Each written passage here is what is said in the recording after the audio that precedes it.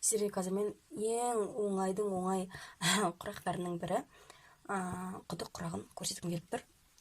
Ол үшін бізге бияз матасы 14-14 см болады. Өйткені менің құрағымның размері 12 см. Мен оған 2 см қосамын. Астындағы бияз матамды солай шығарамын. Міне. Енді ортасындағы көзіне 4-4 см осындай голограмма керек болады. Астында флизелин жабыстырылған. Енді мен дәл осы бұрыштарына сәйкестендіріп қоятын боламын бұларды. Одан кейін бізге ленталар қажет болады. Мен әртүрлі түстен, 3 түрлі түстен қолданамын. Сіздер неше түрлі түстерді де қолдансаңыздар болады. 3 емес 6, 9 деген сияқты. Мен осы 3 түсті қазірге қолданамын. Ендеше кеттік, машинамыз дайын болса тігеміз. Ең алдымен бұрышымызды, көзімізді дұрыстап қойып алғаннан кейін біз бір лапканың бойымен бір тігіп шығамыз. Түтігін астына қарай қаратып,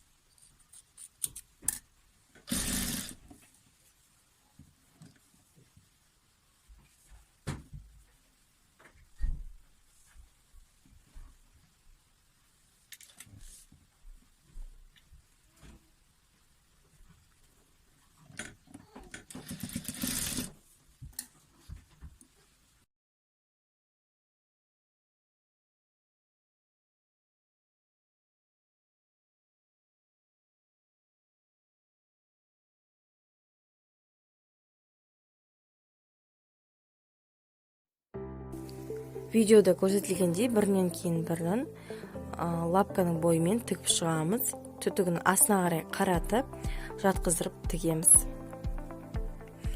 Менде көктен кейін ақты тіктім. Ақтан кейін фиолетовый тігетін боламын. Бұл жерде ең бастысы ортасы сіздерде тік бұрышы болу керек, тік төрт бұрышы болу керек. Ортасы әдем болып шықса, сіздерде құрақтарыңызда әдем болып шығады. Міндетті түрде басында және соңында закрепка беруді ұмытпаңыздар. Дәл осылай құрағымызды жалғастырып шығамыз. Ешқандай қиыншылығы жоқ. Өте оңай құрақтардың бірі, ең оңайы осы құдық құрағы.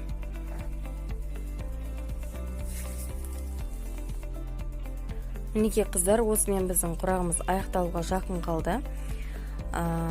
Құрағымызды біткеннен кейін міндетті түрде сызғыштың көмегімен өлшеңіздер. Менің қалаған размерім 12-12 см шығу керек болатын, және ол размерім шықты. Және де шеттерін 0,1 см тігіп шығатын боламын. Бұл жерде айтатын нәрсе, қыздар, мына жерде ортасын мен 4-4 см етіп алған болатын. Сіздерге ол размер үлкен болып ұнамай жатса, ортасын 3-3 см етіп алсаңыздар болады. Және де артық жерлерін қайшының көмегімен қырқып шығамыз.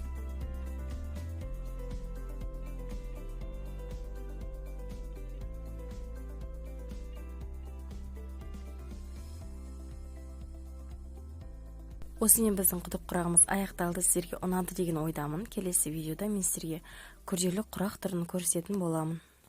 Күрделі тырнақша түрін көрсеткім келіп отыр. Енді ол үшін бізге бияз матамыз қажет болады, және де лента, осындай голограмма. Бұл негізі диск, голограмма деп атайды, әр жерде әртүрлі. Бұлардың качественный түрлері осылай көрінеді. Енді бұлар неше түрлі цветтер бар. Мен сары түсін таңдап отырмын. Олардың астына флизелинді жабыстырып, одан кейін барып қырқып аламыз. Енді осындайдан бізге 4 см-дан біреу, 4-4 см-дан біреу, ортаңғы көзіне, одан кейін қалғандары менде шет-шеттерінде тұратын 4,5 см-дан осындай төртеу аламыз. Бұны біз қазір қолданған кезде бүтіндей емес қырқып қолданғанды жөн көрдім, өйткені килограммаларыңызға да көпке жететін болады сол кезде. Дәл осылай қазір енді жарты-жартыдан осылардың барлығын қырқып осылай қолданатын боламыз.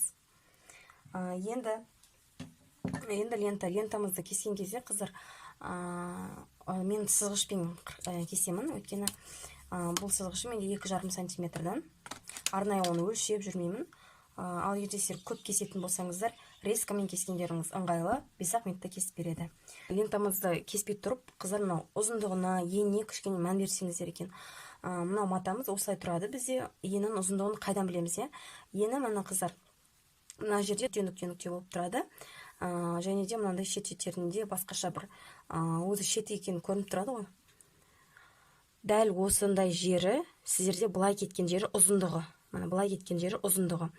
Тағы да шатасып жатсаңыздар, мысалы, мынандай жағы жоқ, мен қаяқтан білемін десеңіздер, мына былай сипаған кезде жатып тұрады, былай сипаған кезде светі өзгереді. Міне көрініп тұр ғой, міне жатқан кезде светі басқаша, былай жылжысаңыздар, светі өзгереді. Значит, осы жері сіздерде ұзындығы. Мына жері сіздерде ұзындығы, ал мына жағына қарай, былай тікей қарай кеткен жағы сіздерде ені болады. Міне ені еще былай кішкене созыңқы болып келеді, ал ұзындығы олай қатты созылмайды. Тура сол мына ұзындығынан біз қырқатын боламыз. Міне, енді бияз матамызға келейік. Бияз матамызда бізде мен қазір құрақтың размері 12-12 сантиметрді шығаратын боламын. Оның астында менде бияз матам 14-14 сантиметр. Мысалға, сіздер қанша сантиметр болғанын қалайсыздар құрақтарыңыздың? 18-18 сантиметр болғанын қаласаңыздар, астыңғы бияз матамызды 20 сантиметр қылып аласыздар. Яғни қалаған құрақ размеріне плюс 2 сантиметр қосып, осы бияз матамыздың размерін шығаратын боламыз. Түсінікті деп ойлаймын. Менде дәл қазір 14-14 сантиметр. Енді біз соны 2-ге осылай.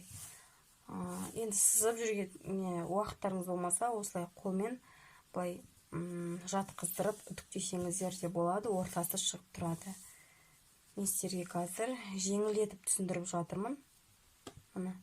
Бізде ровно осылай 4 бұрышы шықты.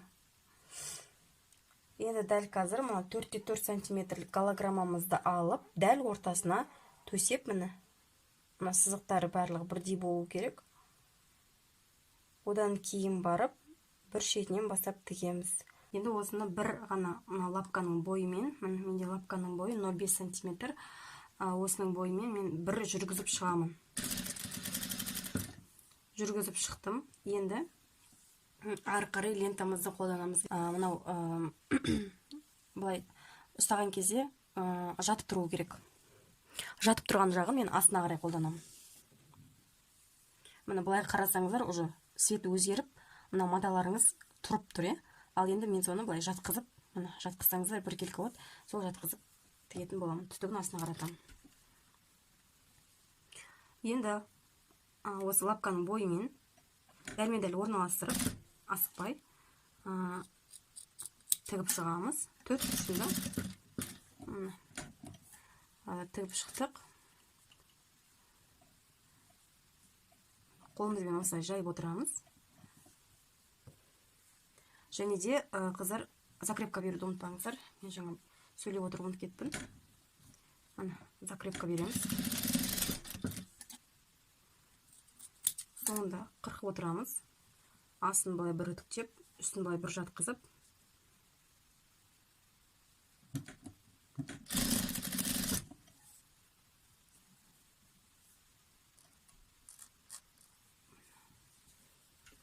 Дәл солай 4 жағында тігіп шығамыз.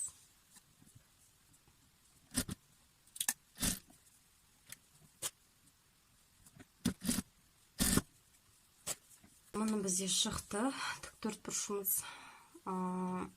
Енді кішкентай алсаңыздар, орта жағы кішкентай болған қаласаңыздар, 3 сантиметр алсаңыздар болады ортасын.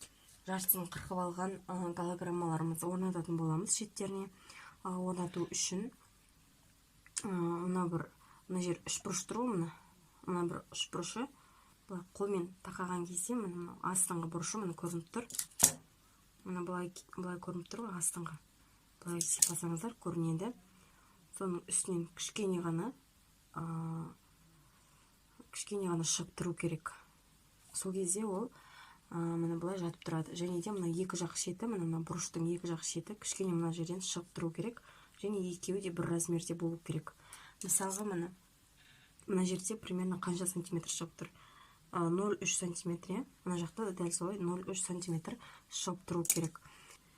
Кішкене астыға қарай тақап тігуіміз керек. Мына жерде кішкене ғана бізде көк матамыз көрініп тұр, иә? Дәл солай тігіп шығамыз. Былай астыға қарай басқан кезде қолымызбен байқап отырамыз. Екі жақ шетінде бірдей ара қашықтық сақталу керек. Мен бұл жерде лапканы боймен емес, мүлдем шетімен тігемін. 0,2-0 сантиметр. Міне, былай ашқан кезде жауып тұрады көк матамызды. Келесінде дәл солай, барлығын солай орнатамыз.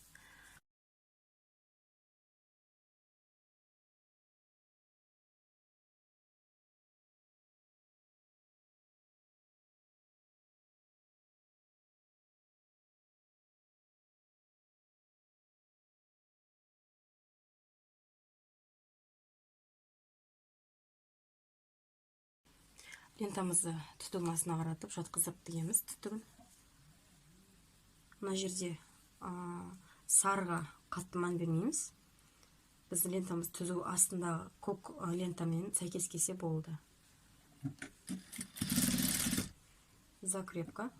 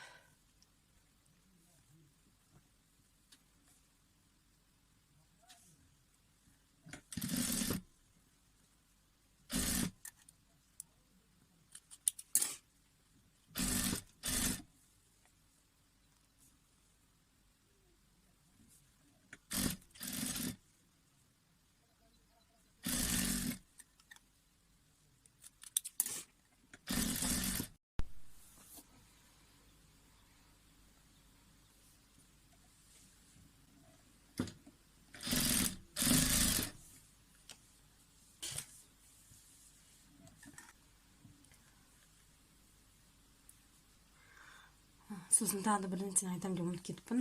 Мына жердегі мынау үш бұрышымыз тұр ғой, мына үш бұрышымызбен мына жақтағы үш бұрыш бір-бірімен осылай сәйкес келсе, сіздің бұрыштарыңыз тоже жақсы шығады.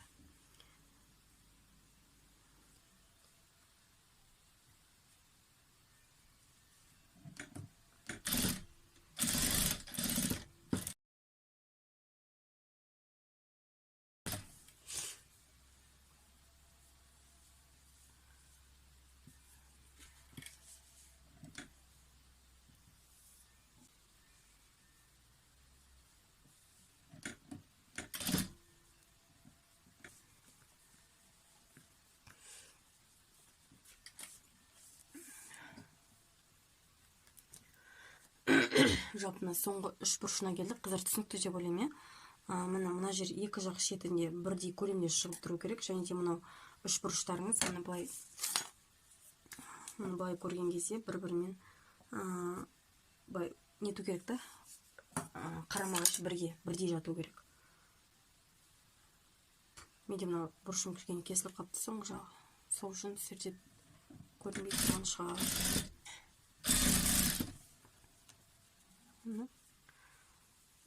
Құрақтарымыз міне осылай шықты. Бұрыштарымыз.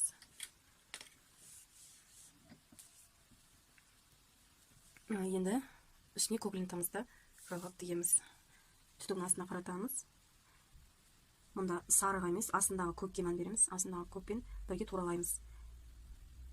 Тігіп шығамыз, төрт жағында тігіп шығамыз осылай.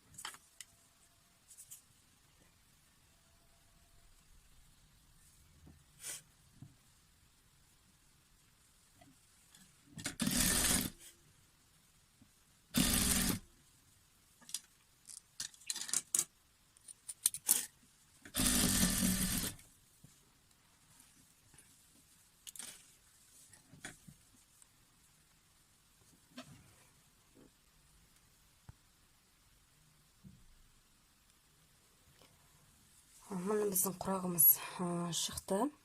Енді мен сызғышпен өлшейтін боламын. 12-де 12 сантиметр шығу керек. Одан кейін шеттерін 0,1 сантиметрдан тігіп аламын да, артық жерлерін қырқып тастаймын қыздар. Енді өлшейміз. Менде 13 сантиметр. Мына жағы 12-де 5 сантиметр. Енді осының шеттерін тігіп шығамыз. Неге екенін білмеймін, қаралау көрсетіп тұр.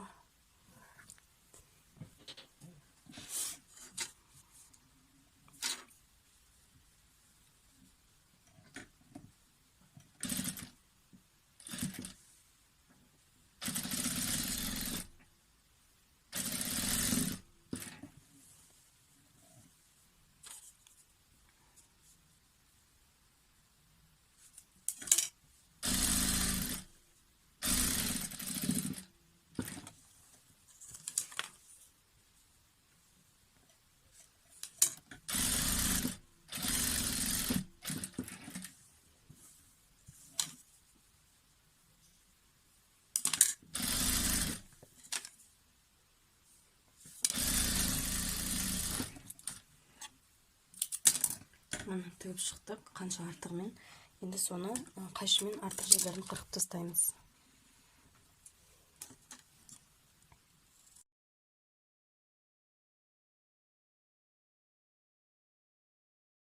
Біз қырқылып жатырмыз ғой. Бұндай қалдықтар қалып жатыр. Оны негізінде лақтырмаңыздар. Бөстек, жаңағыдай астаға қоятын жастықтар болады. Бізде бөстек дейді. Тура сондайдың іштеріне қолданып салып жүресіздер. Мінекей біздің құрағымыз осымен аяқталды. 12-де 12 сантиметр құрақ тіктік. Сіздерге ұнады деген ойдамын. Біздің мастер-классымыз аяқталды. Қайта-қайта тігіп көріңіздер, сіздерде міндетті түрде шығады. Менімен бірге болғандарыңызға рахмет. Қазақ тіліндегі YouTube каналымның дамуына көмектессеңіздер екен. Мен сіздермен қоштаспаймын. Келесі видеода кездескенше.